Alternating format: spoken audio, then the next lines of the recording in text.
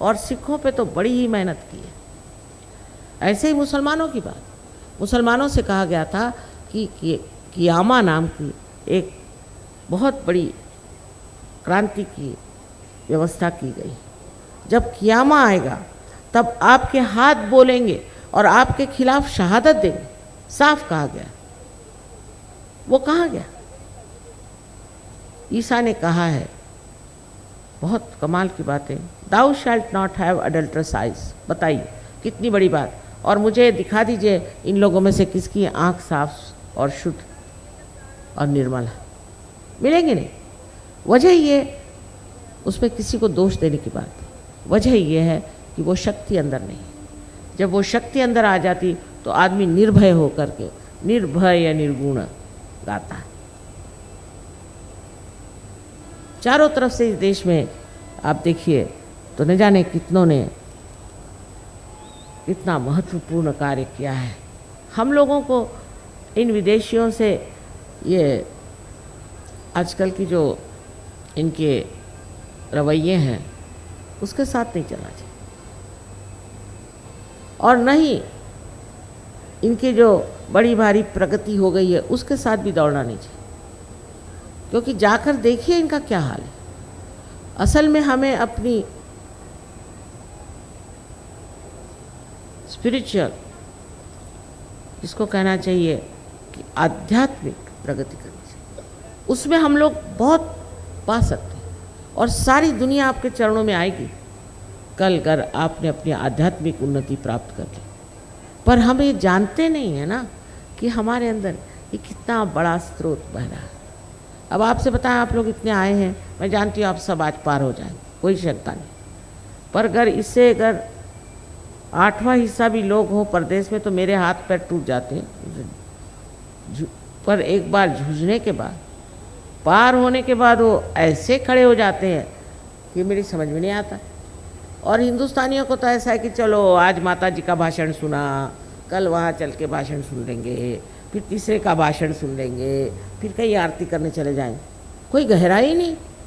और जिस देश में इतनी गहराई थी है, ऐसे ऐसे लोग इस देश में हो गए, उस देश में न जाने क्यों मनुष्य ने अपनी गहराई खो दी। इस चीज़ को समझ लेना चाहिए कि हमारे जितने भी प्रश्न हैं वो सारे एक साथ छूट जाए। और ये भी बात है कि जो दुविधाएं हैं, जो तकलीफ़ें हैं, एक साहब आए थे बता रहे थे मुझे कि माँ हमें इतनी परेशानियाँ थी तो वो अपने आप भाग गई हैं। परेशानियों को परेशानियाँ, अब हमें कोई परेशानी नहीं। तो मैंने कहा ये कैसे हुआ, यही तो समझ में नहीं आ रहा, आपसे पूछने आया। हमने कहा मुझसे मत पूछो। ऐसे आनंद की दुनिया में आप सबको ले जाना है, ऐसे प्रेम की दुनिया में आपको ले जाना, जहाँ ये प्रेम निर्वाज, इसमें किसी तरह की कलुषितता नहीं, कोई चीज़ का इसमें निर्वाज्य का मतलब है कि उससे ब्याज भी तक नहीं मांगा जाता। माने ये कि बस प्यार करने का ही मज़ा है। अभी देखिए मुझसे कहने लगे कि माँ ये बताइए कि हिंदुस्तानियों को कौन सी चीज़ अच्छी लगती, वो हम ले आते हैं। और मैंने कहा थोड़ी थोड़ी लाना, वो ला के मेरे खोपड़ी पे डाल दिया, कहने सबको बांटिया। अब मैंने कहा मैं कैसे बांटूँ, तो इतना सारा तुम सामान लेके आए हो, क्या क्या पता नहीं। और इतनी सोच सोच के लाए। कहले यहाँ अच्छी सुइयाँ नहीं मिलती तो सुइयाँ लेके आ गए, यहाँ कैंचियाँ अच्छी नहीं मिलती तो कैंचियाँ लेके आ गए। बताइए इतना सोच विचार प्यार। और वाकई में जिस तरह की ये अभी इनका टूर होने वाला है, 400-500 आदमी ये जहाँ रह रहे हैं, ये तो इतने बढ़िया मकानों में रहते हैं, मोटरें हैं, सब कुछ है, बड़े आनंद से रह रहे हैं। पूछे कैसे, वाह वाह वाह, बहुत आनंद। हिंदुस्तान में तो बहुत ही आनंद है। अरे भाई क्या बात क्या है, इनको आत्मा का आनंद चाहिए, शरीर का नहीं। और हिंदुस्तानी है वो कहेंगे हमें अटैच्ड बात चाहिए, ये ऐसा नहीं कहते। हिंदुस्तानियों की तो और भी कमाल है। इनका आश्रम हमने बनाया गणपतिपुणे में, तो हिंदुस्तानी कहते कि हमको वेस्टर्न बाथरूम्स चाहिए, और ये कहते कि हमें तो हिंदुस्तानी चाहिए, तो बहुत साफ़ होते हैं। आप बताइए ये कैसे हो गया, ये लोग कैसे बदल गए, इनके विचार कैसे बदल गए, ये सब कुछ कैसे समझने लगे। प्यारे हैं सब, और यहाँ भी जो सहयोगी हैं बहुत प्यारे, बहुत बढ़िया। बताइए, हिंदुस्तानी आदमी एकदम ऑनेस्ट हो जाए, आपने सुना है कहीं? एकदम 100%। और वो सब सोचते हैं मेरा ही पैसा है, तो नहीं रे बाबा, माँ का पैसा है। अरे अपने माँ का पैसा चुराने में हम लोग कुछ कम नहीं, लेकिन नहीं, इतने ईमानदार, फिर झूठ नहीं बोलते। एक साहब थे, वो बोलने लगे कि माँ मैं पहले सोचता था मैं शेर हूँ क्योंकि मैं बंदूक लेके चलता था, अब तो मैं असल में शेर हो गया, मुझे बंदूक नहीं चाहिए, कुछ नहीं चाहिए। ऐसे ऐसे लोग बदल गए, इतने प्यारे हो गए, क्योंकि आप वास्तविक में प्यारे ही हैं, बहुत प्यार बने हैं, लेकिन भूल गए अंधकार, अपने बारे में ज्ञान नहीं। इसलिए अब अपना ज्ञान कर लीजिए। ये अपने ज्ञान के लिए स्व का ज्ञान, जिसे हम कहते हैं अंतर का ज्ञान, और उसके बारे में सारा ही कुछ आप जान सकते। और इसके लिए आप पैसा वैसा नहीं दे सकते, पहली बात समझ लीजिए। हिंदुस्तानियों को ये भी नहीं समझ में आता है, लाके मुझे यहाँ उन्होंने एक दिन चवन्नी पकड़वा दी। मैं कहा भाई मैं पैसा नहीं लेती। अच्छा 1 रुपया ले लो। उनकी समझ में ये नहीं आता है कि कोई इंसान मुफ्त में कुछ ऐसा कार्य कर सकता, पर इसके आप पैसे कितने दीजिएगा, इसका कोई मूल्य नहीं, इसका कोई मूल्य नहीं, इसको आप पैसा नहीं दे सकते। और ये नहीं कि आज हमने लेक्चर दे दिया तो मुफ्त में और फिर उसके बाद पैसे, पैसे नहीं, बिल्कुल भी। आप समझ लीजिए कि ये चैतन्य का खेल है, और इस चैतन्य के खेल में पैसा नहीं चलता।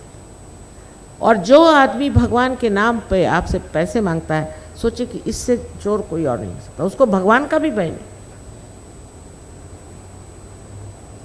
हाँ ठीक है, अब इन्होंने इतना सुंदर मंडप सजाया, उसके लिए पैसा आया, वो ठीक कर लो सब कुछ, पर आत्म साक्षात्कार के लिए आप नहीं पैसा दे सकते।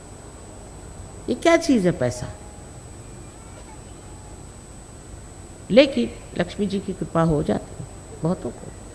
बहुतों ने बताया कि वहाँ सहज में आते ही हम पे लक्ष्मी जी की कृपा हो, पर यह भी एक भुलावा है, उससे भी आगे जाना है, और आगे जाकर अपने आत्मा के प्रकाश का जो आनंद है उसे उठाना है। उसी आनंद में सारा ज्ञान आपके सामने खड़ा हो जाए, क्योंकि आपके अंदर सब है, सिर्फ उसे जागरूक करना है। उसमें हमारे कोई उपकार नहीं, कोई लेन देन नहीं करना।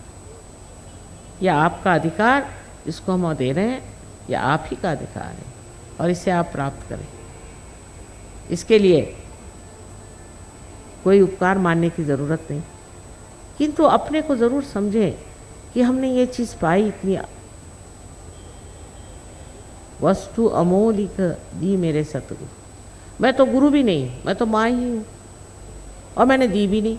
आपकी अपनी वस्तु आपने प्राप्त की है, लेकिन इतने मूल्यवान वस्तु को रास्ते पर नहीं फेंकना, और नहीं उसका महत्व कम करना है। बहुत महत्वपूर्ण है, इससे हर एक तरह का प्रश्न ठीक हो जाएगा। ये तो माँ का कहना, प्रलोभन देना चाहिए ना, कुछ न कुछ बताया, प्रलोभन से लोग फंसते हैं। लेकिन असल में बात यह है कि इसको पाए बगैर तुम्हें बेटे चैन नहीं आने वाला। मैं ये सबसे कहती हूँ, इसके बगैर किसी को चैन नहीं आने। और इस देश का भविष्य यह है कि यहाँ अनेक सहयोगी होने वाले हैं, अनेक। और फिर देखिए, लोग बहुत पूछते हैं माता जी हमारे देश का क्या भविष्य? मैंने कहा बहुत उज्ज्वल। इस पर यह है कि आज यहाँ आत्म साक्षात्कार को प्राप्त करने के बाद आप लोग इस पर मेहनत करें।